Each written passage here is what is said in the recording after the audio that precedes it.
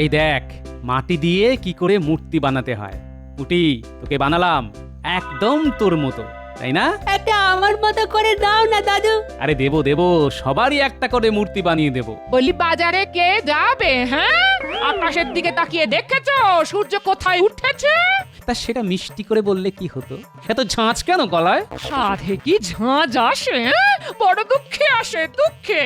মাটির পুতুল নিয়ে বাচ্চাদের সঙ্গে খেলছো, আমি কি মানা করেছি? কিন্তু বাজারটা তো করতে হবে নাকি, নইলে সবার মুখে কি তুলে দেব? এই নাও তোমার মূর্তি। এই পুটি গুলটে, দেখ তো তোদের দিদার মতো হয়েছে কিনা।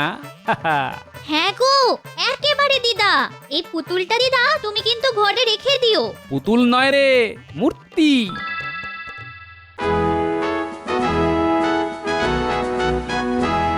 বলছি একটা সুখবর আছে, সবাই মন দিয়ে শোনো। সুখবর? মহারাজ, আমার মাসোহারাটা কি বাড়িয়ে দিচ্ছেন? না, ভাবছি কমিয়ে দেব। সভা এত লোক থাকতে শুধু শুধু তোমারটা কেন বাড়াবো? না মানে আমি তো সবার মঙ্গলের কথাই রাত দিন ভাবি, তাই আমার মাসোহারা একটু বাড়িয়ে দিলে ক্ষতি কি? তোমার এই হিংটিং ছট মন্ত্রগুলি একটু সহজ করে দিলে আমরা বুঝতে পারবো যে দেশের মঙ্গল কামনা করছো না অমঙ্গল। মহারাজ, কথা হচ্ছে আপনার সঙ্গে পণ্ডিতের, তার মধ্যে গোপাল কেন নাক গলাচ্ছে? আসলে গোপালের সব ব্যাপারই নাকটা একটু উঁচু, তাই ও চাক বা না চাক, নাক নিজের মতোই তার মধ্যে ঢুকে পড়ে। এভাবে সব ব্যাপারে নাক ঢুকে পড়লে তো বিপদ, তার চেয়ে ওর নাক কেটে দিলেই হয়। আমার নাক কাটতে আসলে কিন্তু কান কাটা যাবে, সেটা কিন্তু মনে রাখবেন মন্ত্রী মশাই। না না না না, এখন আর নাক কান কিছুই কাটা যাবে না। একটা কাজ আছে, বেশ কঠিন কাজ। মহারাজ, কাজটা কি বলুন? বর্ধমানের রাজা আমাকে একটি মূর্তি উপহার দিতে চান। মূর্তিটি সোনার, কিন্তু তার উপরে পাথরের ঢালাই দেওয়া আছে। খুব দুষ্প্রাপ্য সেই মূর্তি, কিন্তু একটাই শর্ত, সেই মূর্তি সেখানে গিয়ে নিয়ে আসতে হবে। রাস্তাটা যে দুর্গম তা আমরা তো সকলেই জানি, আর সোনা আছে জানতে পারলে ডাকাতরা হামলা করতে পারে, মূর্তি চুরি করে নিয়ে যেতে পারে। তাই ভাবছি আমাদের গোপালকেই পাঠাবো, দেখা যাক না ও বুদ্ধি দিয়ে এই কাজটা করতে পারে কিনা। এ আপনি কি বলছেন মহারাজ? গোপাল ওই দুর্গম পথ ধরে বর্ধমান যাবে, আবার মূর্তি নিয়ে ফিরেও আসবে? সেটা কি গোপালের পক্ষে সহজ হবে? না না না, আমি আপনার এই সিদ্ধান্তে মত দিতে পারলাম না, আমাকে ক্ষমা করবেন মহারাজ। মহারাজ, আমি গণনা করে দেখেছি গোপালের কপালে শনি নাচছে, তাই আপনি নিশ্চয়ই গোপালকে হারাতে চান না। গোপাল আপনার চোখের মণি। না না পণ্ডিত, তুমি যখন গণনার কথা বললে তখন শুধু শুধু গোপালকে আর কেন বিপদের মধ্যে ফেলবো? তার চাইতে মন্ত্রী যাক, দেখো মূর্তি যেন অক্ষত অবস্থায় আমার কাছে আসে। মূর্তি আমি বুকে করে নিয়ে আসব, সে ব্যাপার নিয়ে আপনাকে চিন্তা করতে হবে না। তবে আমার সঙ্গে পণ্ডিত গেলে আমার একটু সুবিধে হতো। ডাকাত পড়লে ও মন্ত্র পাঠ করলে বিপদের হাত থেকে রক্ষা পাওয়া যেত। মন্ত্রী মশাই যখন বলছেন বুকে করে নিয়ে আসবেন, তখন তিনিই যেন আনেন। তবে বুক থেকে কিন্তু মূর্তি মাটিতে নামাবেন না, বিপদ হতে পারে।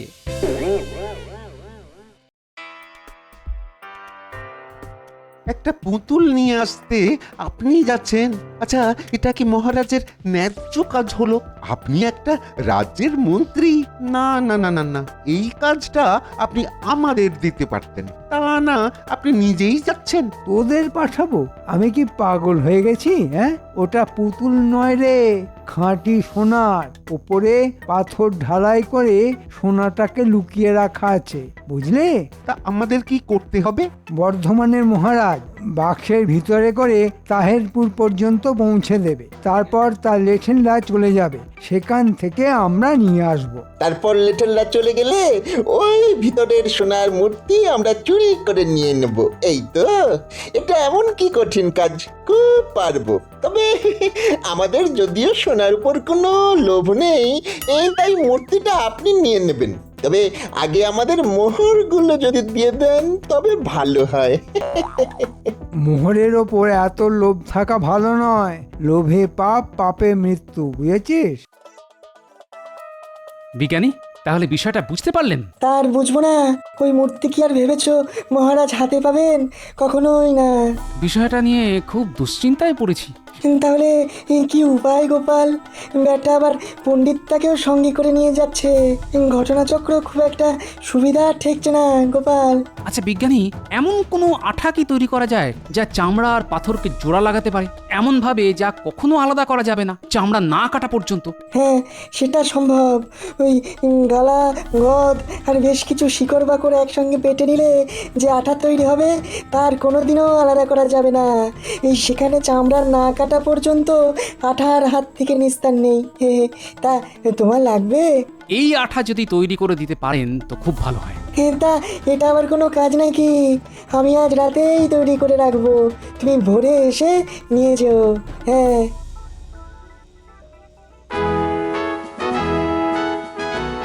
তাহলে মন্ত্রী, তুমি কবে নাগাদ বর্ধমান রওনা দেবে? ভাবছি কাল প্রত্যুষেই রওনা দেব। ভালো কথা। আজ যে গোপালকে দেখছি না কেন, ওর আবার কিছু হয়নি তো? আপনার শুধু গোপাল গোপাল, আরে সে কি আর এ রাজ্যে আছে? মনের দুঃখে অন্য কোথাও চলে গেছে। কেন কেন কেন সে অন্য রাজ্যে যাবে কেন? তার কি কোনো অসম্মান হয়েছে? না মানে আপনি ওকে মূর্তি আনতে পাঠাননি তো, সেই কারণেই মনে হয় বৈরাগী হয়ে গেছে। গোপাল যদি বৈরাগী হয়ে কোথাও চলে যায় তার জন্য তো মহারাজ দায়ী হতে পারে না।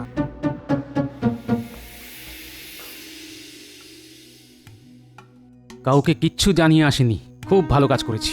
দেওয়ালেরও কান থাকে। মহারাজ হয়তো খোঁজ করবেন, কিন্তু তিনি জানবেন কোথা থেকে? যাই হোক, মন্ত্রী আর পণ্ডিত পৌঁছানোর আগেই বর্ধমানে পৌঁছতে হবে। গোপালের কি কাজ সেটা তোমরা বুঝবে না। গোপাল বুদ্ধি দিয়ে নিরস্ত্র অবস্থায় একটা গোটা সেনাদলকে পরাস্ত করতে পারে, যা তোমাদের সাধ্যের মধ্যেই নেই। তাহলে মহারাজ আমাদের না পাঠিয়ে গোপালকে পাঠানোই বুদ্ধিমানের কাজ হতো। থাক, তোমাকে আর পণ্ডিতি করতে হবে না। গোপাল কোথায় গেছে সেটা না জানা পর্যন্ত আমার উৎকণ্ঠা তো থাকবেই। তাহলে কি মহারাজ গোপাল না ফেরা পর্যন্ত আমাদের বর্ধমান যাওয়া স্থগিত রাখা হবে? সম্ভব হলে তাই করা যেত, কিন্তু সময় মতো বর্ধমানে পৌঁছানোটাও তো খুব জরুরি।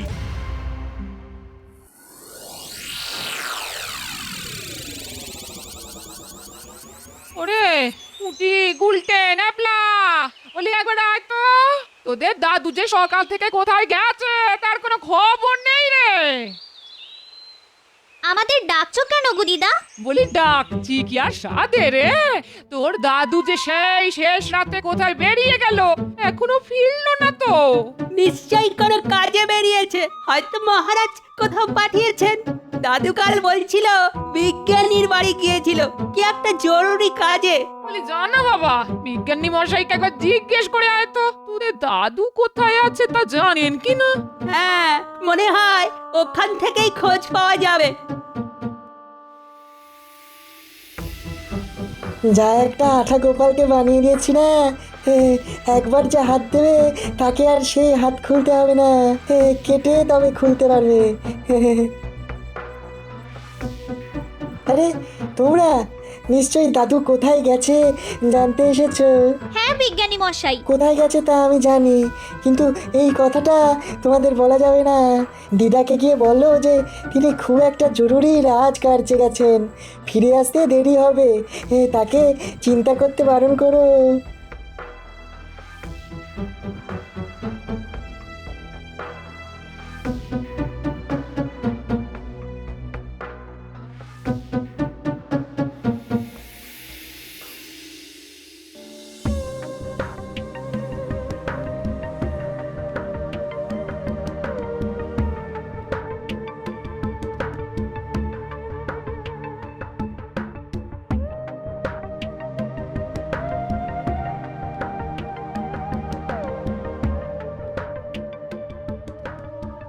আচ্ছা, মন্ত্রী তো এখানেই আমাদের থাকতে বলে গেছিল। আয় আয়, একটু জিরিয়ে নেই বরং, আয়। আর জিরোনো ভাই, মোহরের বেলায় ঢং ঢং, অথচ সব খারাপ কাজই মন্ত্রী আমাদের দিয়েই করিয়ে নিচ্ছে। এটা কোনো কাজ হলো? একটা পুতুলের জন্য আমাদের এত দূর নিয়ে এলো। আহা, পুতুল না রে, পুতুল না, মূর্তি। ভিতরে নাকি অনেক সোনা আছে। শোনা না ঘন্টা আছে, থাকলে কি আর আমাদের পাঠাতো, বাটা নিজেই একা আসতো। তোর কি মাথা খারাপ হয়ে গেছে? হ্যাঁ, পাথরের মূর্তি কেউ এত দূর একা আনতে পারতো, সঙ্গে আবার ওই পণ্ডিতকে এনেছে। হ্যাঁ, বেটা নিজে নড়তে পারে না, বেটার ওই মাল টানার জন্যই আমাদের এনেছে, বুঝলি? তুই কি ভাবছিস মোহর না পেয়ে মাল টানবো? হ্যাঁ, ওই সব পুতুল টুতুলে আমার কোনো উৎসাহ নেই। তবে একটা কথা ভাবছি বুঝলি, শুধু একটা পাথরের মূর্তির জন্য মন্ত্রী এতটা কঠিন কাজ নেবে কেন? নিশ্চয়ই কোনো কিছুর একটা লোভ আছে বুঝলি, সেটা তোর মাথায় আসছে না কেন বুঝতে পারছি না। এই কথাটা তো তুই ঠিক বলেছিস। তাহলে কি করব? এখানেই থাকবো তো, যদি কিছু পাই। এই এই একটা কথা বলি, যদি সোনা থাকে তাহলে তাহলে আমরা কেড়ে নেব। ওই মন্ত্রী কিন্তু আমাদের আটকাতে পারবে না, এই বলে দিলাম তোকে।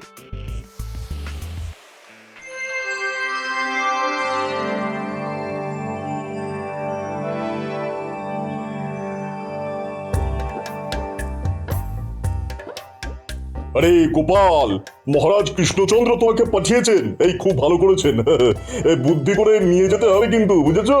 আগে সেই জন্যই তো এসেছি, কিন্তু মহারাজ আমায় পাঠাননি, আমি নিজ দায়িত্বে এসেছি। শুনেছি যে এই মূর্তি নাকি বহু বছরের প্রাচীন এবং এর মধ্যে সোনা আছে, তাই ভাবলাম নিজেই যাই। কাউকে বিশ্বাস করা তো খুব কঠিন। ঠিক কথাই বলছো, কিন্তু তোমাকে কৃষ্ণচন্দ্র না পাঠালে আমি তোমার হাতে এই অমূল্য মূর্তি দেবো কি করে? রাজামশাই, এই মূর্তি মহারাজের তরফ থেকে নিতে আসছেন আমাদের মন্ত্রী মশাই, সঙ্গে আবার এক পণ্ডিত।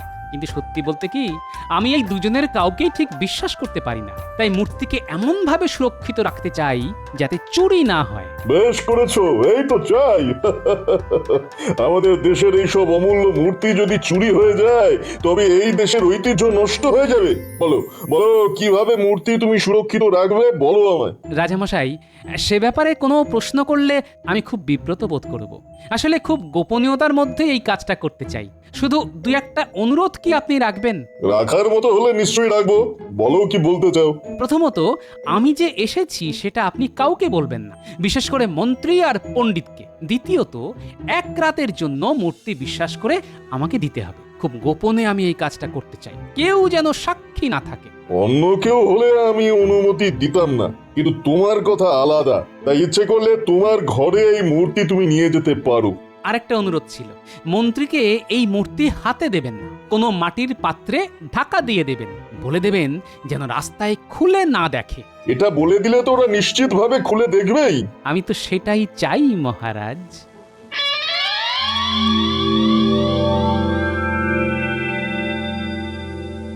আর তো পারি না মন্ত্রী, কেন যে আমার সঙ্গে আনতে গেলে কে জানে। আরে বাবা, আর কত দূর? এই দুদিন তো প্রায় না খেয়েই আছি। এই তো এসে গেছি, আর কয়েক ঘন্টার পথ। আরে বাবা, তোমাকে কি সাধে এনেছি? নিশ্চয়ই কোনো কারণ আছে, তাই এনেছি। সময় আসলেই দেখতে পাবে, তোমার লাভ বই ক্ষতি কিছু হবে না, বুঝলে? সেটা আমি জানি, তোমার নিশ্চয়ই কোনো মতলব আছে। ঠিক আছে ঠিক আছে, আমার মাসোহারাটা একটু বাড়ানোর কথা মহারাজকে মনে করিয়ে দিও। তার আর দরকার পড়বে না, তোমাকে মহারাজ আর খুঁজেই পাবে না। তার মানে প্রাপ্তি আছে, তাই তো? হ্যাঁ, তা তো আছেই। গঙ্গা প্রাপ্তি কি আর কম কিছু পাওয়া?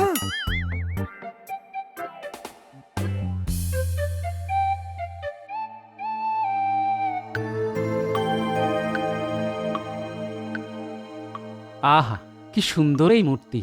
এর মর্ম কি করে বুঝবে মন্ত্রীর মতো পাতকরা? দেখলেই যেন চোখ জুড়িয়ে যায়। এর মধ্যে যে সোনা আছে তার জন্যই মন্ত্রীর মতো দুষ্কৃতীরা এইসব ভেঙে দিতে চায়। ছি, কিন্তু আমি থাকতে এই অপরাধ করতে দেব না।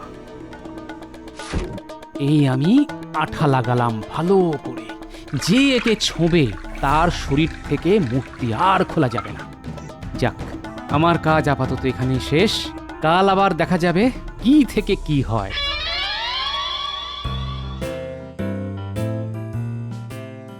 এই না মন্ত্রী, সেই অমূল্য মূর্তি।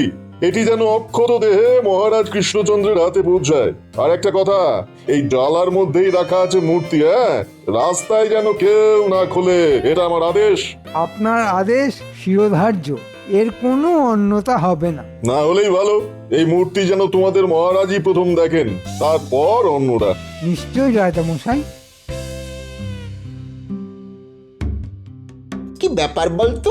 এখনো মন্ত্রীর কোনো দেখা নেই কেন? এত দেরি তো হওয়ার কথা নয়। দাঁড়া দাঁড়া, গাছের উপর থেকে দেখি মন্ত্রী আসছে কিনা।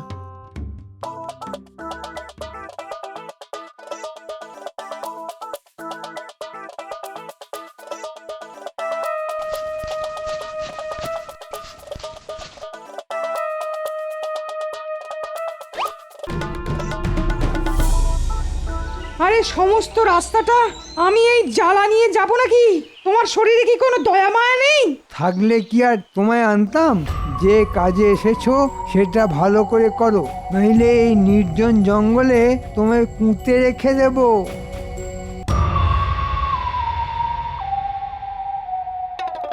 এই বটা, দেখতে পেয়েছি রে, পণ্ডিতের মাথায় চাপিয়ে মন্ত্রী একটা জ্বালা নিয়ে আসছে। পুতুলটা বোধ হয় ওই জ্বালার মধ্যেই আছে। নেমে আয়, আমরা মন্ত্রীর জন্য অপেক্ষা করি।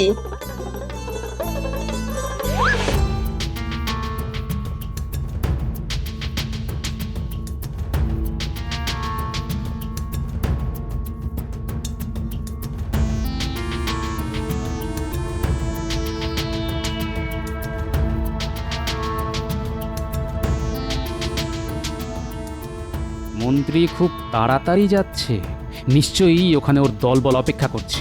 না, আমি আস্তে আস্তে হাঁটি, নইলে ওটা দেখে ফেলবে।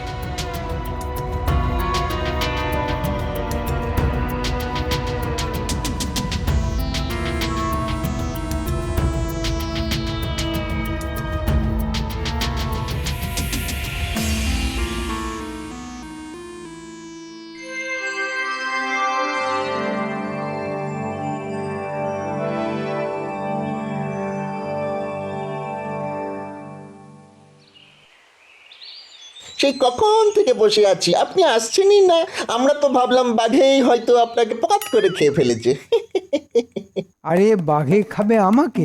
ভাবিস কি করে? হ্যাঁ, যাক, এবার তোরা দেখ আমি মাটির জ্বালাটা ভাঙি। এর মধ্যে এই মূর্তি আছে। মহারাজ যদিও বলেছিল আগে না দেখতে, কিন্তু যার মধ্যে সোনা আছে তা কি আর না দেখে পারা যায় বল? হাতের এই লাঠিটা দিয়ে আগে হাঁড়ি ভাঙি, তারপর মূর্তিটা বাগাই, তারপর মূর্তি ভেঙে সোনা নিয়ে নেব। তাহলে মহারাজকে কি দেবে মন্ত্রী? কচু পোড়া। কষ্ট করে সোনার মূর্তি নিয়ে আসবো আমরা, আর মহারাজ সেটা দেখিয়ে বাহবা করবে। তা হতে দেব না। তাহলে আমাকে ভাগ দেবে তো? মুন্ডু দেব, তোমাকে মেরে ঠ্যাং ভেঙে এখানে ফেলে রেখে দেবো। মহারাজকে বলবো পণ্ডিতের ঠ্যাং ভেঙে ডাকাতরা মূর্তি নিয়ে পালিয়েছে। মহারাজকে বলে দিলে তোমায় আর বাঁচিয়ে রাখা হবে না। তুমি আমার সঙ্গে এই কাজ করতে পারলে? তোমার কি দয়া মায়া বলে কিছুই নেই?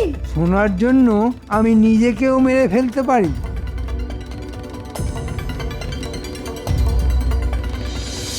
এই আমি হাঁড়ি ভাঙলাম। এবার মূর্তিটা হাতে নিলাম। সোনা দেখা যাচ্ছে মন্ত্রী মশাই? আরে এই পাথর না ভাঙলে সোনার দেখা পাবো কি করে রে গর্ধ? তাহলে ভেঙে ফেলি। এই নে মূর্তিটা, ভাঙ দেখি। আরে আপনি ছাড়ুন, নইলে নেব কি করে? ওরে গর্ধ, আমি তো ছেড়েই দিচ্ছি, তুই নিতে পারছিস না কেন? তোর গায়ে কি জোর কমে গেল? দাঁড়ান, আমি জোরে টানছি, আপনি ছেড়ে দেবেন। এই টান দিলাম। ওরে বাবা রে, ওরে বাবা, আমার হাতের চামড়া ছিঁড়ে যাচ্ছে রে। হ্যাঁ, কি হয়েছে বলতো? বুঝতে পারছি না। বটা, তোর ওই জোর কমে গেছে বুঝলি। এই দেখ, আমি ধরে টান মারছি, তোরা ছেড়ে দিবি। হ্যাঁ,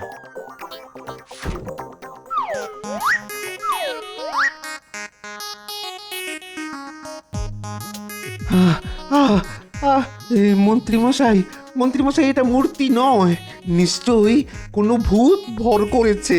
এবার যাবো কি করে? এ আঠা লোভের আঠা, আর যে ছাড়ানো যাবে না। 3 শয়তানকে এভাবেই মহারাজের কাছে নিয়ে যেতে হবে। গোপাল, গোপাল, তুমি এসেছো? বাঁচালে, বাঁচালে। ওরা আমার ঠ্যাং খোঁড়া করে এখানে ফেলে চলে যেত।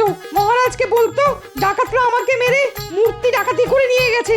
ওরা কত নীচ তা আজ বুঝতে পারলাম। কিন্তু তুমি কি এমন বুদ্ধি করলে যে ওরা এইভাবে আটকে গেল? সে সেটা পরে বলবো, আগে চলুন ওদের লাথি মারতে মারতে রাজবাড়িতে নিয়ে যাই। কথা রাখার জন্য আপনাকে ধন্যবাদ মন্ত্রী মশাই। মূর্তি একেবারে বুকে করে নিয়ে যাচ্ছেন, সাবাস। একেই বলে মহারাজের প্রতি আনুগত্য।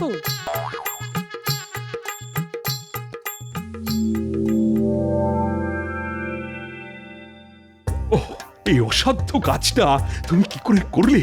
সাবাস সাবাস গোপাল, তুমি আমার মান বাঁচালে। আমি কিছুই করিনি মহারাজ, যা করেছে বিজ্ঞানী।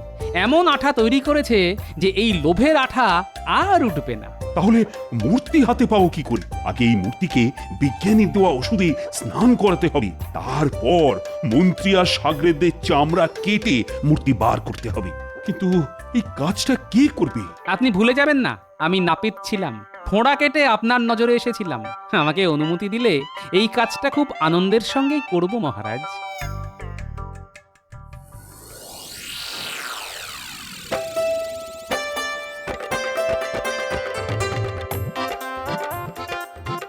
কাজটা ভালো করনি গোপাল, আমি এর শোধ নেব। দাঁড়ান, ঝুলিতে করে আমি নড়ুন কাঁচি সব নিয়ে এসেছি। আপনি বটা ঘটা তিনজনেই চট করে শুয়ে পড়ুন দেখি, আমি কাঁচি চালানোর কাজটা সেরে ফেলি। কাচ কাচা কাচ। না গোপাল না, খুব কষ্ট হবে। ওরে বাবা রে বাবা, ওই কষ্ট আমরা সহ্য করতে পারবো না। আরে আপনারা না শুলে আমি কাজটা করব কি করে? দাঁড়ান বলছি, কাচ কাচ কাচ কাচ কাচ কাচ কাচ কাচা কাচ। তখনই বলেছিলাম বুকে করে আনবেন, আমি কি আর না বুঝে বলেছি? সোনা পেতে গেলে একটু কষ্ট তো করতেই হবে। সামান্য যন্ত্রণা সহ্য করতে না পারলে বড়লোক হবেন কি করে? আরে দাঁড়ান মন্ত্রী মশাই, দাঁড়ান। আরে বটা ঘটা দাঁড়া দাঁড়া দাঁড়া বলছি।